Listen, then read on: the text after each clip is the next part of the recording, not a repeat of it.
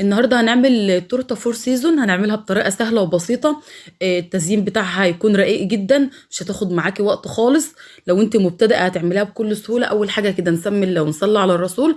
اللهم صل وسلم وبارك على سيدنا محمد وعلى اله وصحبه اجمعين. معايا نص كيلو دقيق اسبونج، هاخد عليه 6 بيضات، هاخد نص كوبايه من الميه ومعلقه من الفانيليا ومعلقه صغيره من محسن الجل. هي دي كل المقادير: 6 بيضات، نص كيلو دقيق اسبونج، نص كوبايه من الميه، معلقه من الفانيليا السايله، معلقه من محسن الجل. هضرب الخليط ده كده لمده 7 دقايق لحد ما يتماسك ويكون فيه لمعه كده، اعرفي خلاص ان هو كده الخليط بتاعك تمام واتضرب كويس. التورته دي هتكون مقاس 24. معايا صينيه مقاس 24، خدت كده بالفرشه من الاسبونج وابطن الصينيه كويس بالاسبونج كده، وبعد كده هفرد فيها ورقه زبده. لو ما عندكيش ورق زبده حطي ورق خبز، ولو ما فيش ورق زبده ولا ورق خبز بمكعب زبده، ودهن الصينيه اللي انت هتشتغلي فيها. خلاص كده تمام. هننزل فيها الخليط وهندخلها الفرن على درجه حراره 170، هتقعد معاكي في الفرن 45 دقيقه، ما تفتحيش عليها غير بعد نص ساعه. هنعمل الكريم شانتيه كده. خدت كوبايه من السكر وهاخد عليها 3 كوبايات من الميه، وهضرب السكر كده مع الميه لحد ما يدوب كويس. وبعد كده هنزل عليه بكوبايتين ونص من الكريم شانتيه، ومعلقتين من الباستري كريم، ومعلقه من اللبن البودره، وهناخد معلقتين من الكاكاو الاسباني الخام. وطبعا الباستري كريم واللبن البودره هيودولك الكريمه في حته تانية خالص. ده بقى الاسبونش بعد ما خرج من الفرن. انا بعمل الاسبونش قبلها بيوم. لما بتعملي الاسبونش قبلها بيوم بتيجي تقطعي الاسبونش معاكي ما بيفرولش، لكن لو انت عاملاه في نفس اليوم سيبيه على الاقل 4 ساعات ان هو يبرد.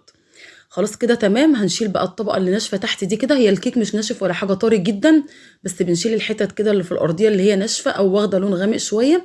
وبعد كده هقطعها 3 طبقات على رقم 8. ممكن لو انت عايزاها 4 طبقات اعمليها على 9، لكن انا عايزاها عملتها 3 طبقات على 8، بتطلع الطبقة معاكي عالية كده ومتماسكة وجميلة. خلاص كده تمام. الوش ده طبعا بيتشال معاكي بكل سهولة. شيليه كده وانت بتقطعي هيتشال. ممكن تشيليه بالسكينة. لو خرج الاسبونش من الفرن غطيه كده بورقة من الزبدة، ومجرد ما تيجي تشيلها من على وش الاسبونش هيتشال معاكي، لكن في تلك الحالات هو بيتشال بكل سهولة. خلاص كده قطعتها على 8 زي ما قلت لكم. هنضف كده المكان، وبعد كده هنشتغل على طول. هجيب كده البورد وهثبته بحته كده صغيره من الكريم شانتيه عشان اثبت بقى الاسبونج. شايفين الكريمه ما شاء الله لما اتضربت بقت متماسكه وجميله. خلاص كده انا ثبت اول حاجه، وبعد كده هسقيها بالسيرب. السيرب ده اللي هو ليمونه، عصره ليمون، وكوبايه من السكر على كوبايه ونص من الميه، وبسيبها تغلي كده لمده 5 دقايق. وبعد كده بطفي عليها النار وبسيبها تبرد، واحطها في ازازه كده واحطها في التلاجة تسقع. خلاص كده تمام. خدت بقى من الكريم شانتيه كده واحط اول طبقه، وحطيت صوص شوكولاته. مش عايزه تحطي صوص الشوكولاته ده ممكن تستغنى عنه، مفيش اي مشكله، لكن احنا بنحط صوص الشوكولاته مع الكريمه او نوتيلا، بيطعم الكريمه كده وبيخلي طعمها حلو. خدت الطبقه التانية هسقيها برضو سيرب، بسقيها كده كويس. الكيك لما بيدخل التلاجة وبيقعد معاكي مثلا يوم او 2 ممكن التورتايه تنشف معاكي، لكن السيرب دي بيخليها طريه كده فمش بتنشف معاكي ولا حاجه. خدت تاني طبقه كده من الاسبونج، وبعدين حطيت عليها السيرب، وبعدين حطيت كريم شانتيه، وهبدأ اظبطها بالشكل ده كده. شايفين الطريقه سهله وبسيطه. ما تستصعبيش اي حاجه على نفسك، اعملي كل حاجه بكل سهوله. لو انت حسيت ان كل حاجه صعبه مش هتقدري تشتغلي ومش هتقدري تعملي اي حاجه، فما تخافيش وانت بتعملي اي حاجه. كلنا طبعا بنتعلم، كل مره بتعملي فيها بتطلع الحاجه معاكي احلى من اول مره عملتي.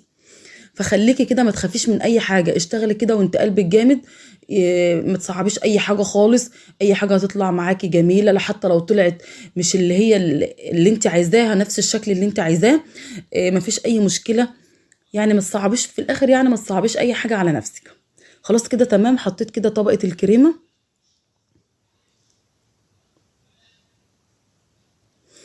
جبت الكيس الحلواني ومليته كريمه كده، حطيت الكريمه فيه، وبعد كده هجلس بقى التورته بالشكل ده. هبدا احط على الداير بتاع التورته كلها. لو انت طبعا مبتدئه اعملي بالكيس كده زي ما انا بعمل. لو انت متمكنه، انا احيانا بعمله بالكيس زي ما انتم شايفين كده، واحيانا باخد بالسكرابر وابدا ازين.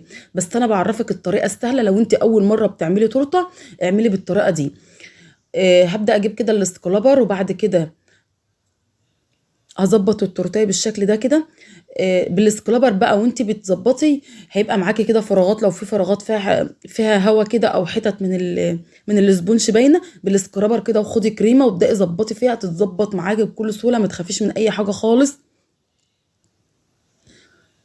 خلاص ظبطتها بالشكل ده كده، شايفين؟ بعيد عليها مره واتنين وتلاته، ومبطئه مخليه المقطع ده بطيء كده عشان تشوفي الطريقه. خلاص كده تمام، جبت السكرابر المشنشر ده اللي هو عامل زي المشط، وهبدأ اشنشر كده التورته بالشكل ده كده. ممكن برضو تسيبها ساده مفيش اي مشكله.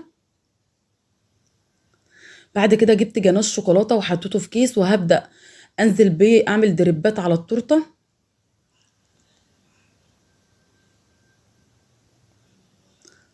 هتعملها بالشكل ده وهو هيبدأ يسيل وهيديك الشكل اللي انت شايفاه ده كده.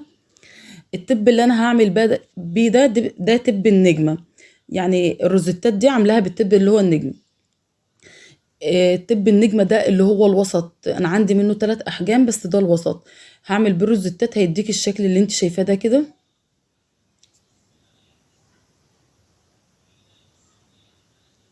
لو عجبتك الوصفة ما تنسيش تعملي لايك وشير وسبسكرايب وتفعلي الجرس عشان يوصلك كل الفيديوهات الجديدة. هبدأ بقى اقسمها 4 زي ما قلت لكم في اول الفيديو ان احنا هنعملها 4 سيزون، فهبدأ اقسمها 4 كده.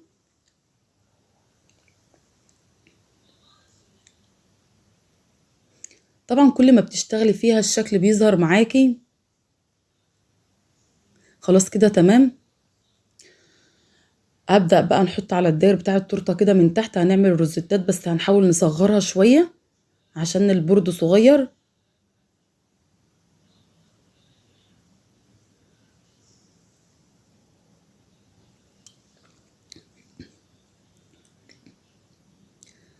خلاص كده تمام. طبعا في الشتاء بنشتغل كل حاجة كده في التورته مرة واحدة عفوا.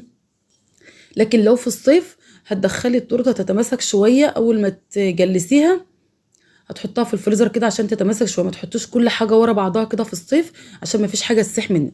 خدت كده جناش شوكولاته اللي انا مسيحاه اللي انا عامله منه الدريبات، حطيته بالشكل ده كده، وحطيت زبده لوتس. الزبده لوتس دي مسيحاها على حمام بخار، حط لها معلقه من الزيت، ولو لقيتها مش فكه معاكي قوي حطي معلقه من الميه مفيش اي مشكله. وده نوتيلا كمان مسيحاها على حمام بخار وحط لها معلقه من الزيت. الزيت طبعا بتاعك يكون نضيف عشان ما يكونلوش اي ريحه. وهعمل هنا مربى حليب، هاخد كده خطوط بالعرض واخد عليها خطوط طولية من فوق. شايفين التورتيه ما شاء الله شكلها رقيق جدا، التزيين بتاعها بسيط خالص. ان شاء الله تجربوها بالطريقة دي. اخدت كده 2 من الكونو،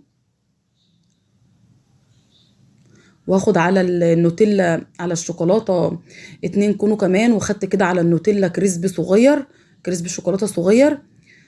شايفين شكلها رقيق جدا. دي كانت وصفة النهاردة، ان شاء الله تجربوها وربنا يحسن ما بين ايديكم، ونشوفكم في وصفة جديدة على خير ومع السلامة.